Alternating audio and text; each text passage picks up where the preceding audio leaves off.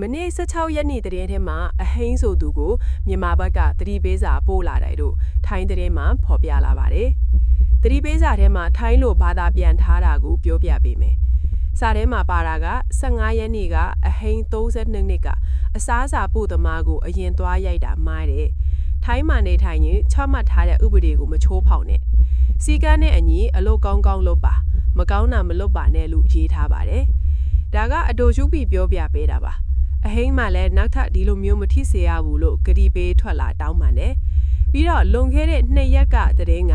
မေဆိုသူကိုခေါ်မေးတယ်။အဟိန်းထိုင်းမှာအိမ်ဝယ်ထားတယ်ဆိုလားမေဆိုသူကိုမေးတော့မေကမဟုတ်ဘူးငှားနေတာလို့ဖြေတယ်။လက်ရှိတရင်ရထားတာကအဟိန်းငှားနေတဲ့အိမ်ကပိုက်ဆံတက်နိုင်သူတွေနေကြတဲ့အိမ်လို့သိရပါတယ်။အဟိန်းကဆိုင်ကစားပွဲထိုးလို့မေကထွက်ဆိုခဲ့တယ်။မေကပြောပြချက်က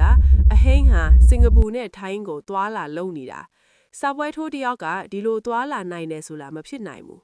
လက်ရှိဆိုင်ကအဟိန်းရဲ့ဆိုင်လို့သိရတယ်ဆိုင်မှာကကျောင်းသားတွေအများဆုံးလာကြပြီးစားတောက်တယ်လို့သိရတယ်အဲ့ပြဿနာဖြစ်ပြီးမကြဘူးတစ်ခုပြီးတစ်ခုဆက်တိုက်ဆိုသလိုပြဿနာတွေချစ်လာတယ်နေရာတိုင်းမှာအဖမ်းဆီးအစ်စ်ဆေးတွေလည်းများလာပါတယ်တောင်းမယုံနဲ့တီးသွားပေမဲ့နောက်မှကြံငဲတဲ့သူတွေကမျက်နှာငယ်အပြိုးဆိုခံနေရတယ်။တစ်ဆက်ထဲမှာမြန်မာအယုတ်100ကျော်ကရိုက်ပွဲထိကြတဲ့တဲ့ရင်